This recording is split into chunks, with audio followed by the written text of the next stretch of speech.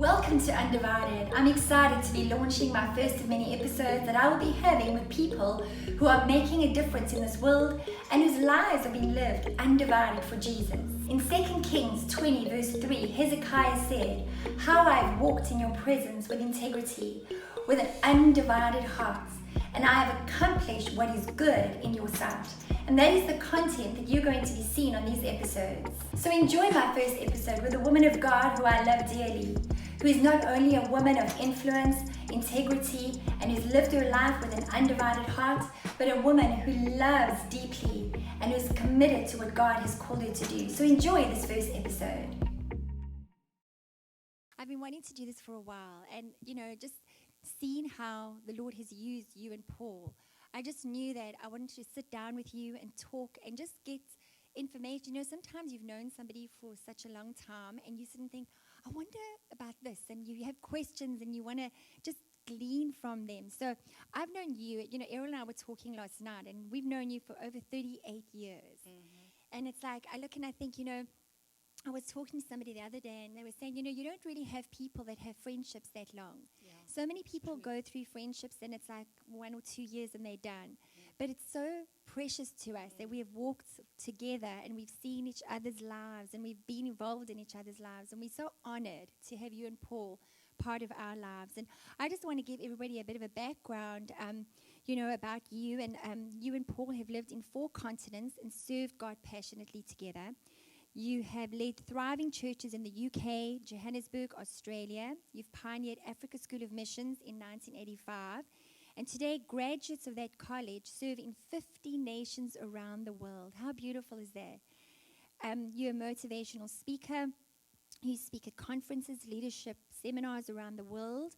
And you currently serve as the director of the graduate school at Trinity Bible College in Ellendale, North Dakota.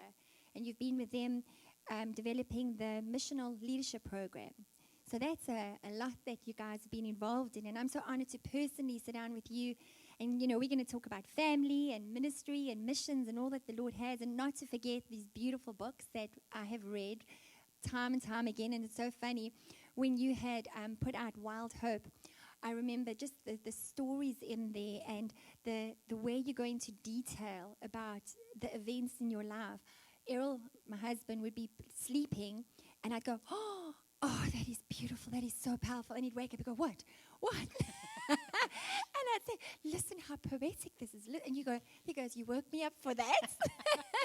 So thank you for joining us today, Dr. Carol Alexander. And I know you as Carol. And so first of all, I want to talk, and let's start off with this year, 2020. What a year.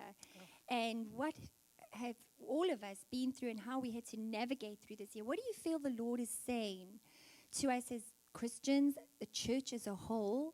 What do you believe the Lord is saying to us? I think it came so suddenly. I mean, we'd heard about the virus in China and the impact of that there. And I think we all thought, well, maybe it's just another hoax, and maybe it'll pass.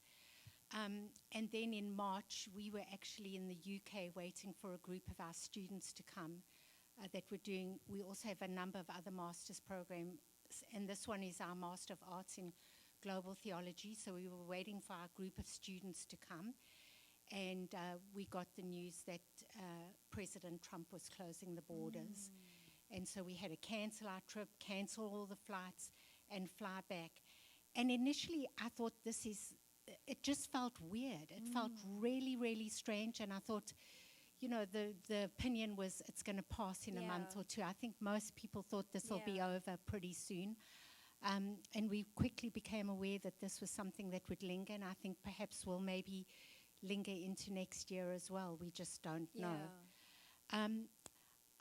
I think the church has had to be very innovative. I know as a school, a college, we've had to be very innovative. So we've had to do a lot of our meetings and teaching via Zoom. Yeah. And actually, we found that as a college, nothing stopped. We just kept going right through the whole pandemic. And we've been blessed because our community has stayed very positive. I think it's our mindset, our attitude. Are we going to let this thing bring us down? Or are we going to keep our eyes focused on Jesus? in Hebrews chapter 12, it says that we've got to keep our eyes fixed on Jesus, the author and perfecter of our faith. And we run a race, and I think we're running this race, and there are going to be uphills, there are going to be downhills. And I think some of us don't anticipate how steep some of the uphills will sometimes be. And I think the whole idea is just to keep going. So I think God is preparing his church. I don't know what it's for, but I feel that there's a purging going on, and that the church has really got to get focused on Jesus. Some of the celebrity culture and it just has to Hollywood diminish, style. and Jesus has to become, what John the Baptist said, he must increase, I must decrease. And I think that's what has to happen. I think Jesus has to become greater. And It's so true what you said about prepare, because before this started, I was in prayer and the Lord gave me that word, prepare. And I thought, okay, it was for us personally, we're moving to a new church location, let's prepare. And then this broke out, and I realized the prepare was to a greater degree.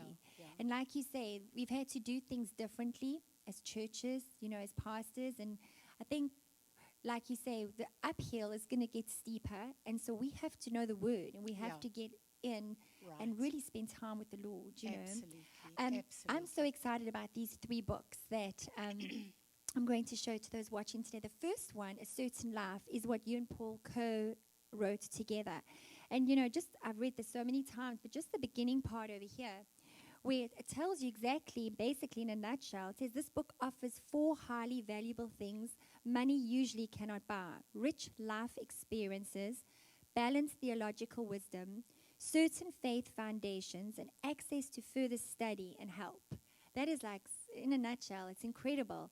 And I love the stories in here. I love that the 2 of you, it says enduring principles for life and living.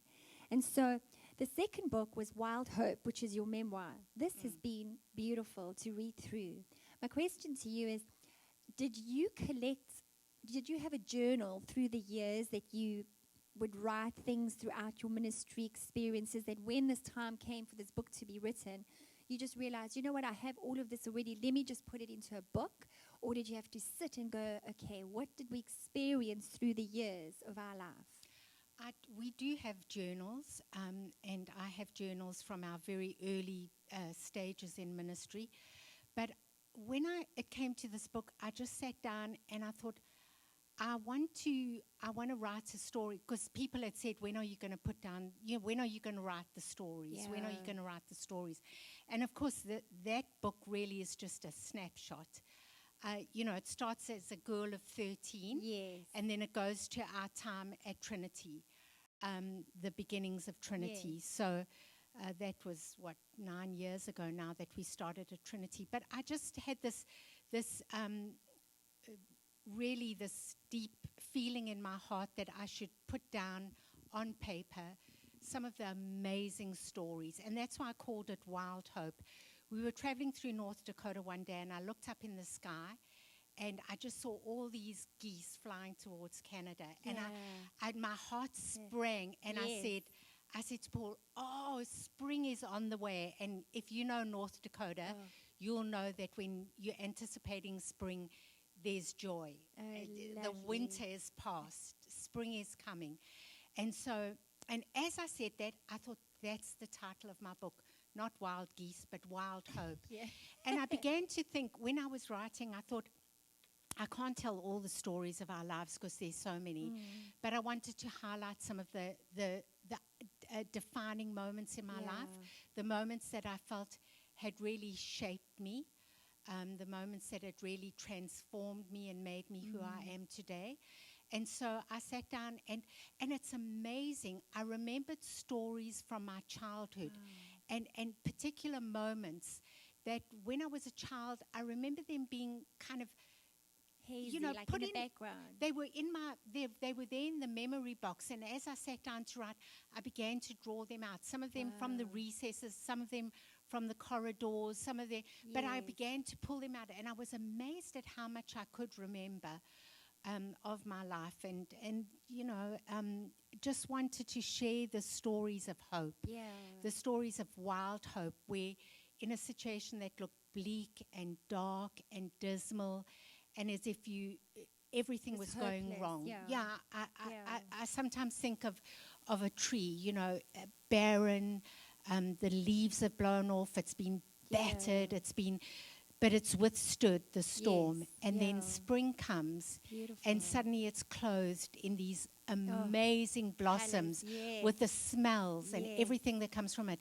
And it signals new life. Yes. And that's how my life has been, where it has appeared that death has been there, and then new life comes, and suddenly there's a new season.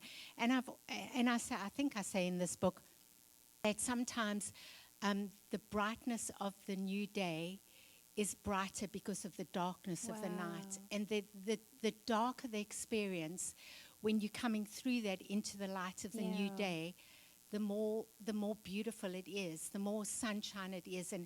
And somehow Jesus is more beautiful and more precious as you come through those dark times than he was even in It's beautiful. And I think with your writings, it's so detailed with not just experiences, but the emotion of what you went through.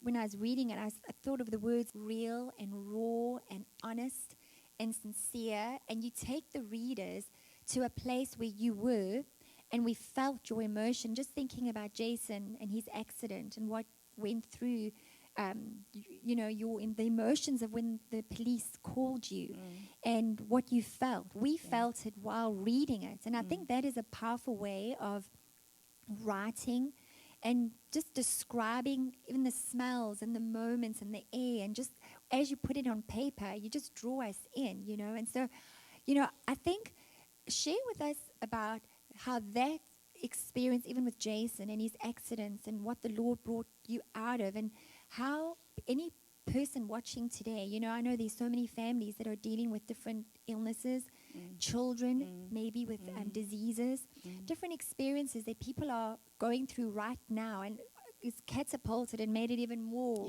magnified, being the year that it is. And share with us when you got that bad news and how you transitioned into the hope that you led to from that moment of despair to all this, the weeks following that whole event.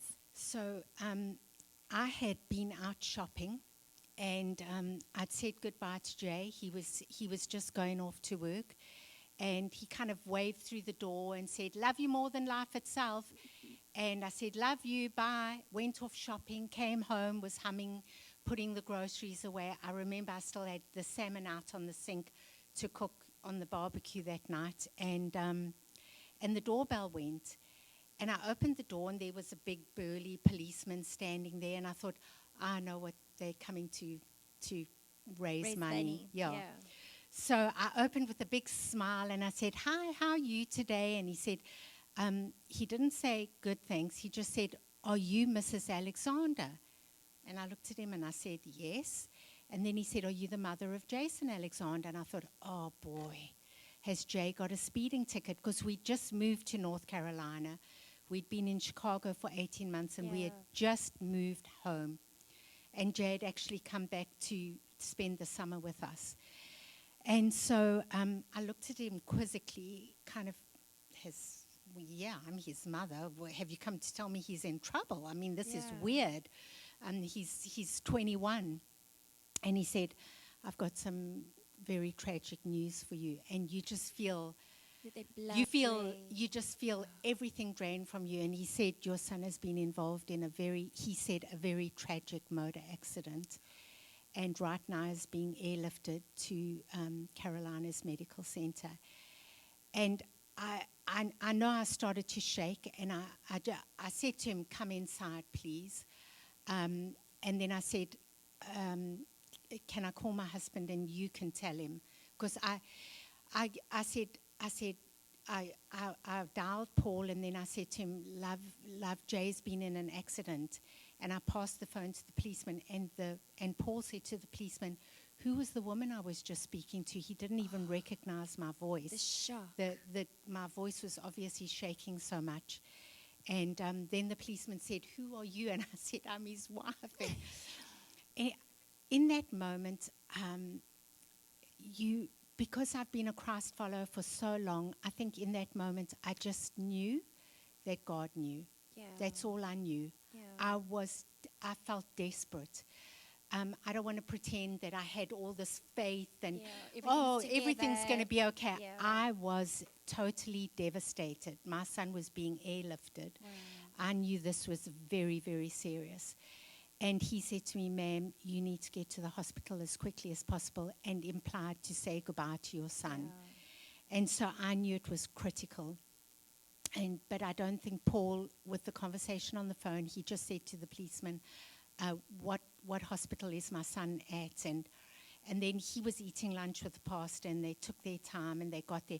And I phoned Paul again, and I said, do you know that Jay's been airlifted to hospital? And that's the first time he knew. He just went, Jesus, Jesus, Jesus. And I just been, all I did was pray. Yeah. I was just praying in the Spirit, praying.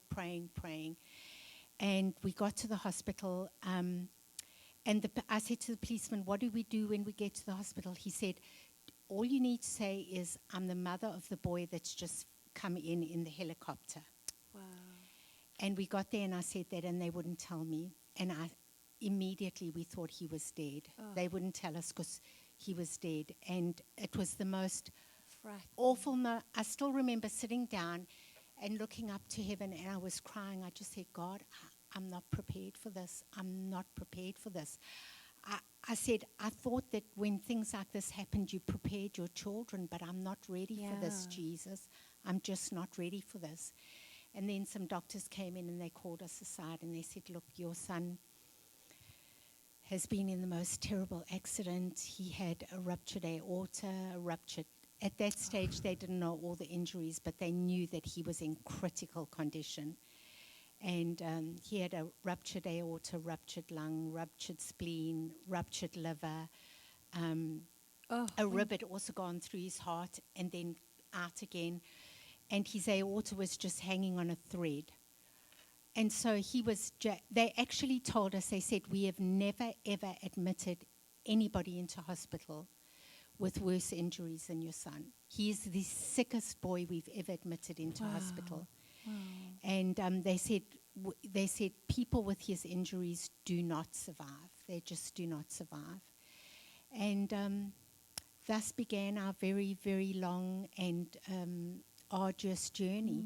But in the midst of it as well, a journey that was unbelievable. A journey where, we just threw ourselves on God, and where the doctors saw us live out our faith. They saw when we had trauma. We didn't hide our tears and our anxiety, but they also saw our deep faith in Jesus. And I think that impacted them. So, I remember on the third day, we were sitting in the cafeteria downstairs, and there was an alert. Alexander's come up immediately. We need the Alexander family come up. And it was 3 days, and I froze.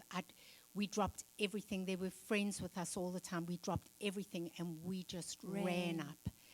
And that was a very, very bad day. Things were looking really bad. Did they think that he would not make it? They didn't think they were taking him down for scans, and they nearly lost him on the way.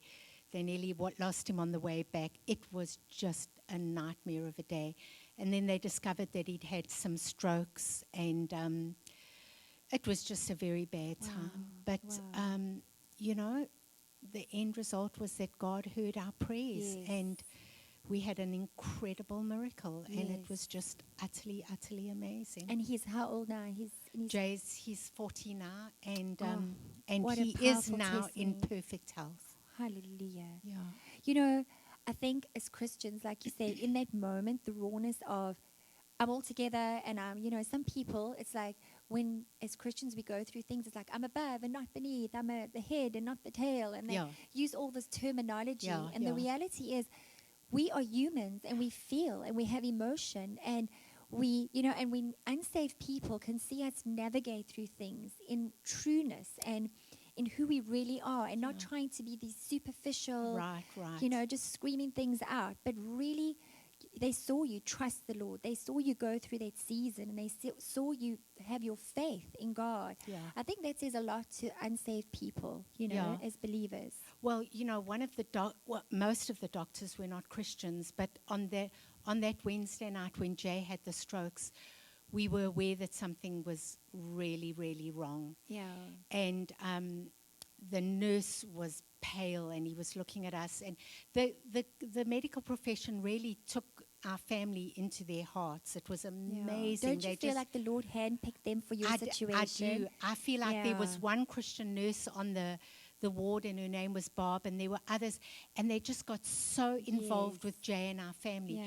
And the one night I said to Paul, I can't go home until I've spoken to the doctor.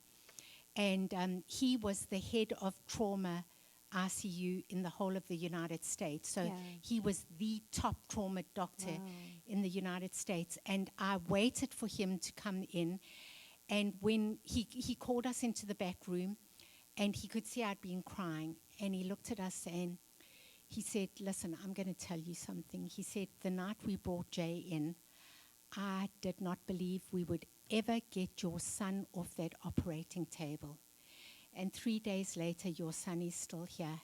He looked at me and he said this to me. He said, ma'am, I want to tell you now, there is a higher... He said, I'm a man of science. I'm not a man of faith. He said, but all the doctors in this hospital are aware that there is a higher power looking after your son. Wow. And he said, and I'm going to tell you this now, ma'am. He said, go home, put your faith in that higher power, and get a good night's rest, because he's taking care of your son. That's all you needed to hear. The ungodly giving the godly advice. I mean, what kind? I That was know. an amazing moment for me, Yes. and a And moment the for Lord me. knew you needed that. I needed that. I needed to Yes. hear that from, because, a lot of people say, oh, you trust medicine. Both. Yes. I believe Yeah, God God has uses given both. the medical doctors their wisdom, their ability. So am I thankful for medicine? You Yes. better believe I'm thankful. Yeah. Thank the Lord for the abilities that he's given to these incredible Yeah. men and women that give their lives in service of others. I was grateful for every one of those medical And you were able to doctors. go home with that assurance. And it's so, you know what I love Yeah. about the Lord? He knows what we need What and we when we need. need it. And in that moment, he used an unsaved person to speak into your Yeah. situation. Yeah. How powerful is that? And Yeah. then also the power of prayer. Yeah. Let's talk about that for a few minutes. There were people praying All over the everywhere for world. Jason. All over the world. Yeah.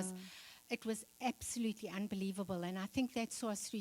We've lived on 4 continents and preached in over 50 nations around the world. So we were amazed finding people saying to us, we were at a massive conference in Sweden where they prayed for the Alexander's son. We were in a massive conference in Kansas City where they prayed for a missionary's son, Jason Alexander. And we just kept hearing this. And then, when we were sitting at sometimes very low points in the hospital, we'd get a phone call from a church, and 2,000 people would sing to us on the phone. It was just the moments like that were just, I remember one very, very low moment. I have to say, I think it's probably, not probably, it is the hardest season that I've ever been through in my life, because every day they thought Jay would die. So it was constant agony. It was constant And a agony. roller coaster of emotion. And a roller, he's okay, he's dipped, he's better, he's gone down again. Yeah. Oh, he was on life support, it was just very, and I remember one day I was walking with my brother, who's a missionary in India, and I just said to him, I said, just ask Jesus to take away the pain just for 1 minute. Just ask him to take away the pain just 1 minute, so I can take a deep breath, get my head together, and then he can bring the pain on again. That's all I wanted, was 1 minute to take a deep breath and not Just to feel feel the like you're coping. agony, the Yeah. agony. And it never happened. But I know that in all of that time, people were praying and upholding us. And the pain never did go. It never did go. It was there the whole time. Wow. But God saw me through. Yeah. He saw us through as a family. Yeah. And it was just utterly remarkable. I love the fact that, like when you said how everybody gathered around and people were praying from so many different nations, people forget the power there is when it comes to community and us Yeah. standing together. Yeah. And I think people, the realization even now with COVID, when churches had to shut down and everybody was almost like scattered, the fact that some churches could still keep that togetherness Yeah. and to gather Yeah. rather, I remember I was in prayer one day and the Lord said, I'm still gathering my people, even as though they feel they're being scattered, I'm gathering them. So I think to know, for you all as a family, with what you were dealing with Jason, to know that there were people holding up your arms and praying. I think like when you said there were days that you felt I couldn't anymore, those prayers, almost like waves, hey? Yes, You know? definitely. And I think what we realized was the power of community. Sometimes we look at the church and we think the church is so full of flaws. And the church is full of flaws because we're human. Not perfect, yes. And we make mistakes. But I tell you what, when you're in need, you want the church family. Yes. And there is no community that is more committed to the hurting and the needy and the Yes. lonely and the lost than the church. I And agree. in those moments, I've been so thankful for the Church of Jesus Yeah. and for community and the people that gathered around us. Yeah. Oh, how wonderful. Yeah. I love And the people are so body. quick to, like you say, to judge the church and say, oh, there's hypocrites Yeah, and there's... right. But with all our imperfections, the heart and the heartbeats of the Church of Jesus Christ is to comfort, to connect, to bring that, to gather the people in fellowship, to minister to the hurting, Yeah. to, get the very fact out there and the message out there that Jesus loves you and Yeah. He's there for you. And with all the flaws and with all the imperfections, our message that we still want to get out into the world still stands firm. Absolutely. Absolutely. This last book that I just love, Simple Trust, and I love the fact that your granddaughter, Ava, is on the cover. How did you come up with this title for this book? I'd been doing blogging for a while, and people kept saying, "Oh, please put this into a devotional. Please put this into a devotional." So I thought, okay, that's a pretty simple task. It still took. I burnt the time, candle in yeah. in the early hours of the morning. I was writing the book, but I began to think about trust. And actually, trust is very simple. You can't complicate it. It says in Proverbs, trust in the Lord with all your heart and lean not onto your own understanding. And I think sometimes when we do try to work out problems and situations in our own thinking, it does Yeah. become complicated. Yeah. And we Oh, make God. it complicated. Yeah, and we kind of, I've been very guilty of this myself. I say, God, I've got a very good idea, and this is the way you could solve this problem, and I tell God how to do it. And Yeah. the amazing thing is, He's never listened to me. Because He's Yeah. significantly cleverer than me. Yeah. And He knows. And He had the plan all along. And He had the plan all along. He knows what He's doing. Yeah. And so, trust is actually simple. It's actually trusting Jesus completely and saying, okay, Lord, I hand this issue over to you.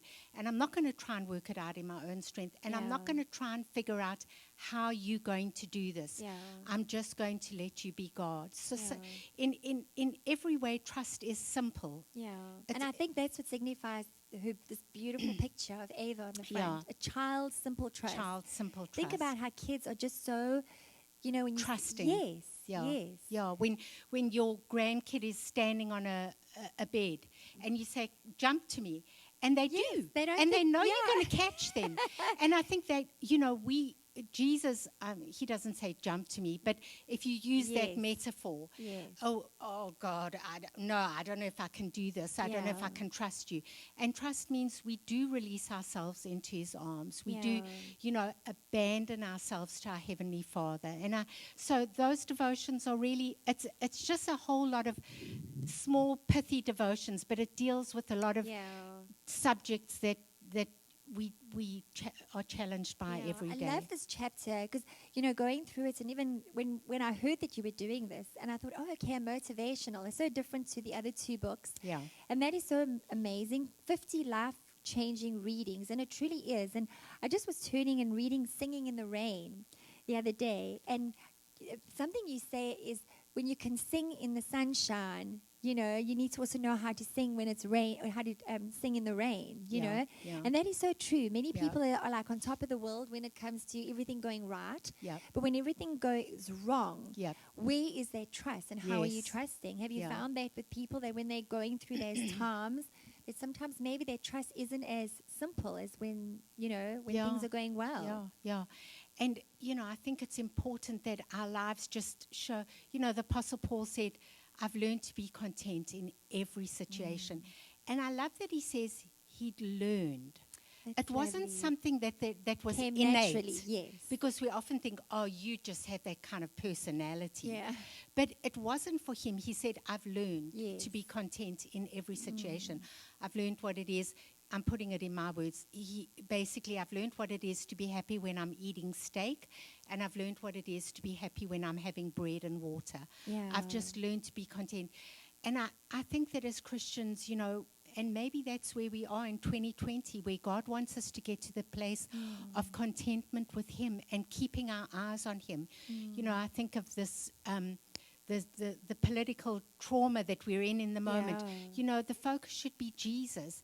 Because after all, you know, it's not Downing Street and the White House and the Kremlin and The Hague that are making the ultimate decision. Yeah. Ultimately, it's God God's has- world. yes. It's God's world. Yes. And honestly, I know people find this hard to believe, but God has the last say. He does have the last say. And I just think we have to keep our eyes on the Lord and Yes. keep our focus there. And yeah, I think it's important to sing in the good times and to sing in the bad times. Yeah, that is so true. And you know, I was just thinking about your and Paul's ministry, and I know when you and Paul were my first pastor when I got saved in South Africa when I was 13, and I remember when it comes to ministry and raising up the next generation, I know you and Paul are very passionate and have always been very passionate about raising up the next generation. And we were taught to be globally aware. We were taught about missions. I love the fact that you made us think beyond our boundaries. That it's not just our little world and us in this little corner, but you made us think, you know, even to this day, I have globes in my office and I have the world map in my personal office at home. Just that what you invested in me personally when it comes to the world with missions globally, different countries.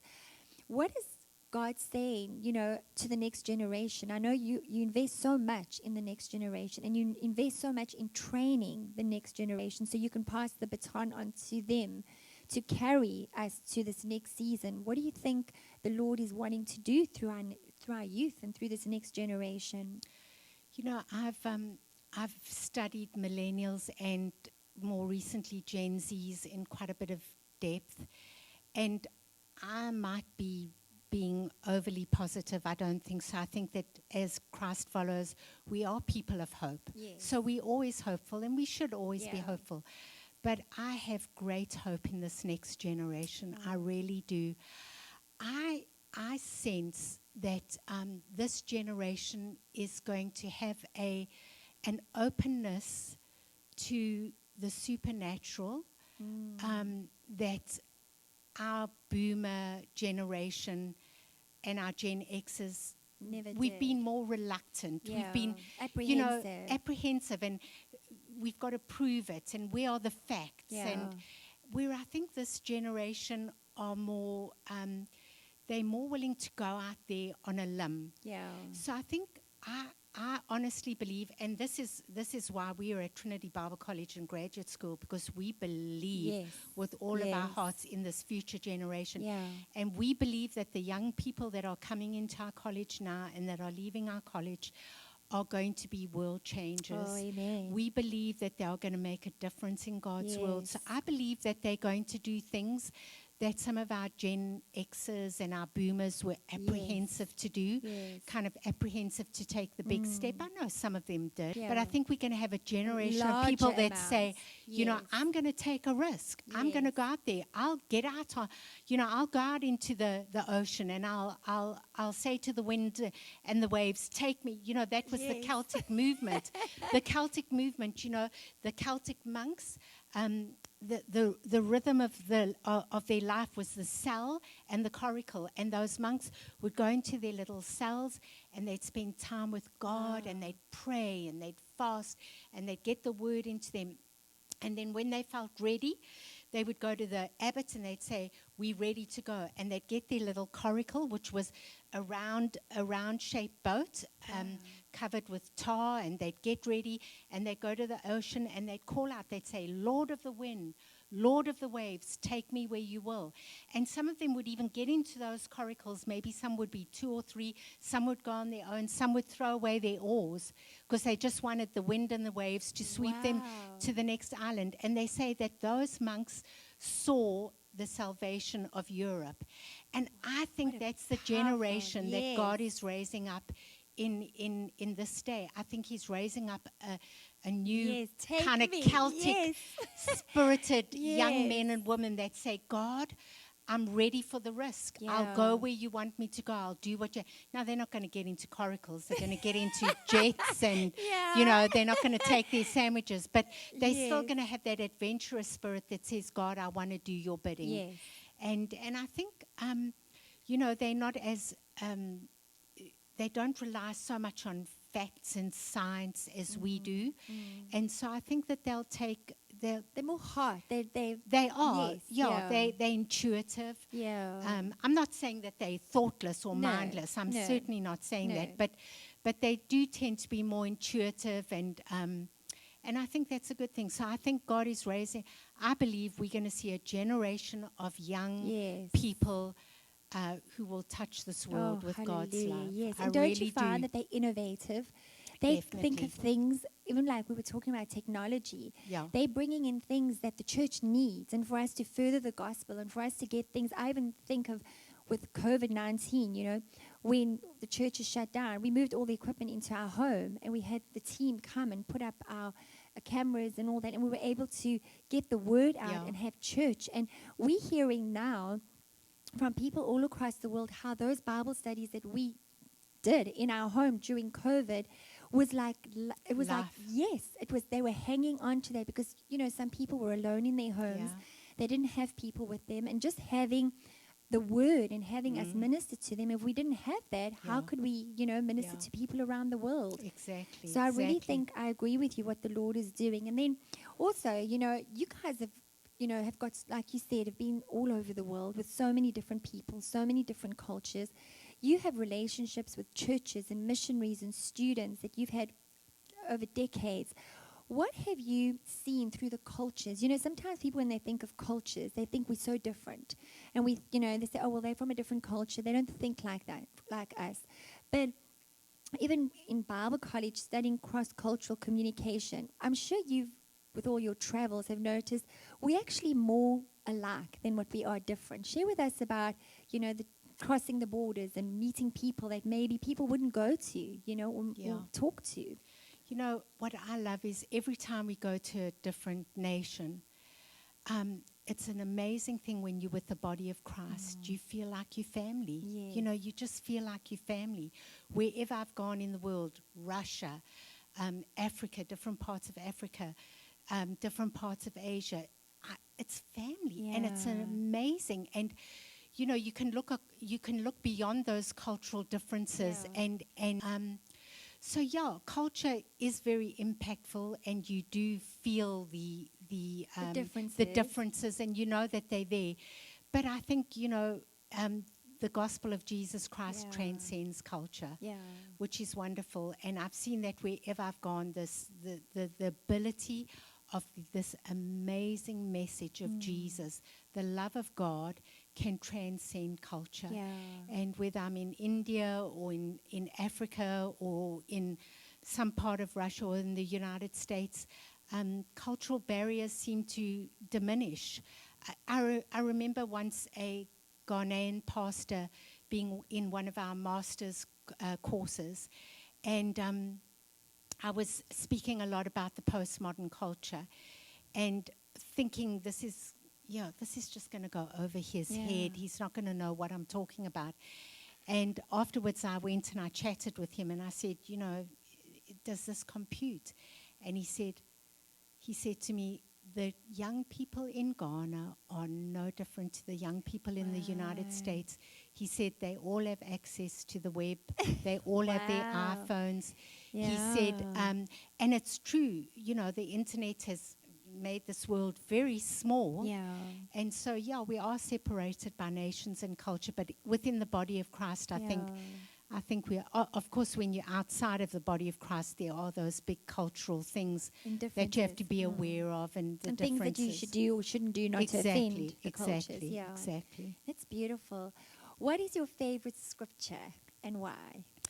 You know, Yes. I have, every time I preach, Yes. I get up and I say, I'm speaking from my favorite chapter. And I say, because I've got 1,000 favorite I was chapters. thinking about that this morning. And my favorite verse, you know, a lot of people say, this is my life verse. Well, I have a new life verse every day, every season. Yes.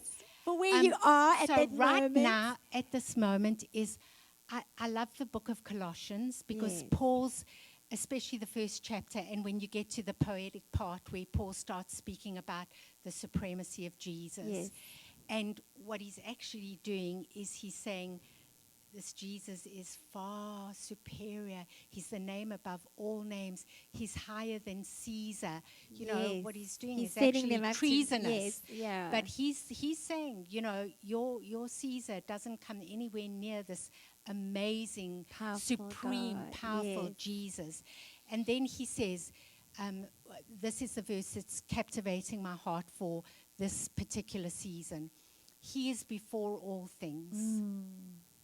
He's before everything. He was before this world began. Yeah. He knows the end from the beginning. He's before all things, and he holds all things together. Colossians 1 verse 17. And, you know, when you feel like life's coming undone, where your own personal life is coming, and I think specifically in this season of COVID, where people can't visit their sick, their loved ones, where they felt cut off from community. He's before all things. And although it looks as if things are coming undone, he holds them together. Yeah. He holds everything together, from the highest levels of politics to the family situation at home. Yeah. He holds everything together. And isn't that such a beautiful assurance that we have as believers, you know? Absolutely. Because, you know, as humans, when things are out of control, you try and grab and get more control. Yep. And in trying to get control, you're actually losing control, and everything becomes more, you know, it's like almost like papers on a table, and the more you're trying to pick up, things are falling off the table. So I think with that scripture is so powerful, you know, to know that no matter what we're dealing with and what we're going through, we have a God that holds the world in the palm of his hands, and he's got everything under control. He does. And that brings such peace to us, don't you think? Absolutely, absolutely. Yeah. Well, when it comes to full-time ministry, I know there's going to be those people watching that have been praying about full-time ministry, wanting to go into full-time ministry. And I know when we started, and even when you started full-time ministry, it's so different to what it is now.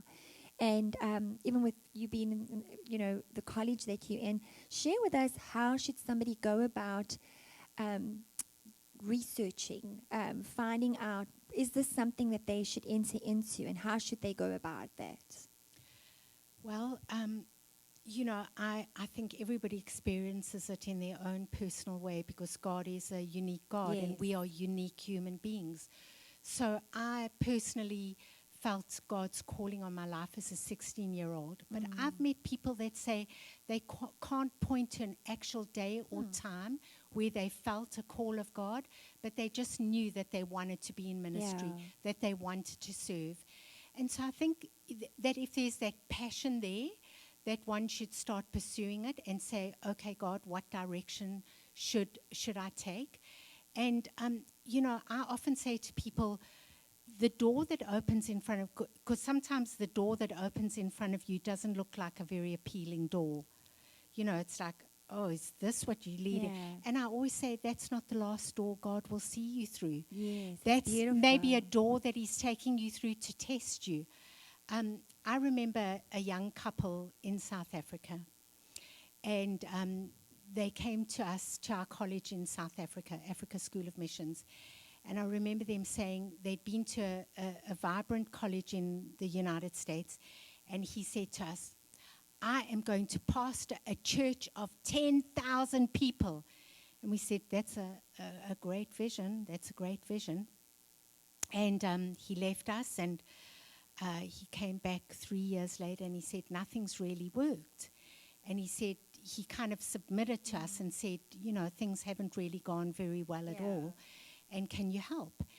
And so we opened a door for him. It wasn't a door to a church of 10, because nobody's going to open up to 10,000. No, of course. Yeah. So we opened up a humble door where he would be serving as a pastor to people laboring on a farm.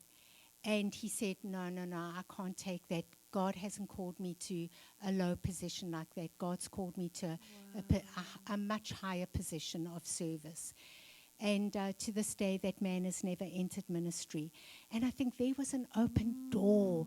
God would have, if you'd taken that little door, that humble door, and walked through it with humility and grace and served God, he would have opened the next door and the next door and the next door. I love that.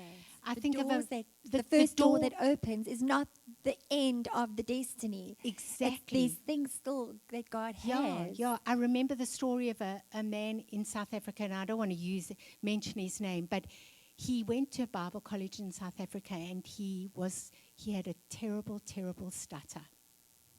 And the college administration did not believe that he should be at Bible college, but he had a passion to serve Jesus. But he had this terrible stutter. And so at a particular point where he was nearing his time at college, he got an invite to a church. And as he was on his way to the church, the administration said to the church, don't bother with him. He's not worth... We don't want him. You will not want him. So he disappointedly came back. And then he got an offer to another church, a very, very small church with just a few people, and he took it. And every time he got up to preach, his stutter went, and he preached with fluency. Today he's pastoring a church of over 10,000 with churches all the way across Africa. And God has blessed him. He went through the smallest little door and said, yes, God, I'll be willing and obedient. And I love that. I love stories like that. I love the stories of people that are humble. And, it's not how big your church is. It's how healthy your church is. It's not. Don't you think people have gotten so caught up with the number thing? Oh, gosh. That I don't want to do this because it's not the tens of thousands, and I don't want to do this. And just the story that you told about that man, just think of what he has missed out on. That door that you opened for him could have been a door to just so many future other doors. Could have been his 10,000 church. Yeah. And he missed it. He missed it How completely. sad. And I think even with our ministry, I always say to people, when you're passionate about something, start serving where you're at. Absolutely. People are waiting for this eventual great, like you say, the 10,000. Yes. Yeah. And God is saying, what have I put in your hand for now? Start serving faithfully now where you're at. And I know when I got saved, we started doing evangelism. We were involved in youth ministry, in the home fellowships, and all the things that somebody said, Debbie, go and organize this. Okay, go and serve here. Okay. And if I think back and all the years that the Lord used me in those things, they were all building blocks to where I am now and what the Lord is using in our lives now. Yes, absolutely. So to go through the door, whatever your hand finds to do, do it with your might. So whatever's in front of you, if that's putting chairs straight in a church, if that's going and cleaning the carpets in the church. One of the things Paul did when he was a 16-year-old, which nobody to this day would know, he would go every Saturday, take a broom and sweep up all the leaves in the courtyard of that church. And nobody knew it was him. They probably thought the gardener did it. But he would get on his bicycle with a broom, and he'd go and he'd sweep up the leaves every day. But God saw it. Yes. God saw what he was doing. And God sees the little things we do. Our first ministry, Paul and I started to court when we were very young. And I had a passion for the children in one of the lower socioeconomic areas of Johannesburg. And we went to a church and we said, could we start a good news club in your church? And the pastor said, no, you'll ruin the carpets. I was devastated. I thought, who cares about the carpets when there are all these children around you Yes, they that have a need. need? And so we found a little home, and we saw a board in it, God loves everyone. And we went and knocked on the door, and it was a lovely Chinese family. And they said, use our garage. So every Saturday morning, we rolled out a carpet, we set up chairs, and we taught Good News Club. And we had lots of children come to Jesus. That was an effort, but it was what our hands Yes. found to do, and we Yes. did it and it with was all our something might. the Lord had placed in your heart. Absolutely. And you went with obedience. How many times God tells people to do stuff and they think, oh, well, it's just, too yes, insignificant. yeah. What will it ever accomplish? And you never know. Those kids in that garage, think about where they are today. You Yes, never know. I Some don't could be know. evangelists, prophets, Right. ministry, business people. You never Right. know. You never know. Exactly. And then lastly, I love how you end all your, on the last pages of your books or your blogs, you end with this. I am and always will be recklessly abandoned, ruthlessly committed, and in relentless pursuit of Jesus. This is absolutely everything you are and how you live your life. How did you come up with this? It's just everything, and it's in a capsule of just everything that you stand for. I love it. I just think, my life since I was 16, I found Jesus. I shouldn't say I found Jesus. Jesus found me. On a Methodist camp when I was a 13-year-old girl. And the change in my life was so impactful. Yeah. Discovering this incredible God who, as a young girl, I was searching for God, but I thought he was out there somewhere, disconnected from the world. He heard my prayers. But when I found out that I could walk with this God, that I could have a relationship with this amazing God of the universe, I just knew I wanted to commit every part of my life to him. And it's been a journey, and it's been an amazing journey. It hasn't been a trial-free journey. There have been, uphill battles along the way, but he's never left me. He's never forsaken me, and I would never change it for anything. So my life is his, absolutely his, and I want to stay, totally abandoned to his cause and his will. When I just think of your life, I think of wholehearted devotion, because that's what you have been. And I just want to thank you for all the years you and Paul have poured into so many. I remember our youth at Fairview in Johannesburg, South Africa, and how many of that youth are in ministry today and are serving the Lord in full-time ministry. And just, and that's why even with our youth group, it's not a waste. Some people think, oh, your youth group's just there to just have a program. But we are investing in the next generation, and we never know who God's calling and what God's going to do in their lives, So I want to close with this, with the notes that you wrote pertaining to simple trust. You said, our lives have been fraught with challenges, and some of those I've shared quite honestly with you. I've also spoken openly about some of my raw moments of pain. St. Augustine said, in my deepest wound, I saw your glory, and it dazzled me. It's beautiful.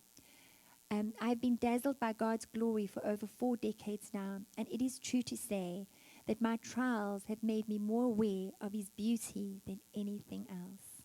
That's precious, to know that even through the trials, God has revealed himself to you in ways that sometimes we may not have found him or seen an aspect of his character until we went through those trials. Absolutely. So thank you so much. Thank you for what you invest in so many people, and thank you for spending this afternoon with me. I've been wanting to do this for so long and ask you these questions, and I know even as people, watch this, I know they're going to be challenged. And for those that want to get any of these books, they go to Amazon and they can order. Yes. So it's Simple Trust by Carol Ann Alexander.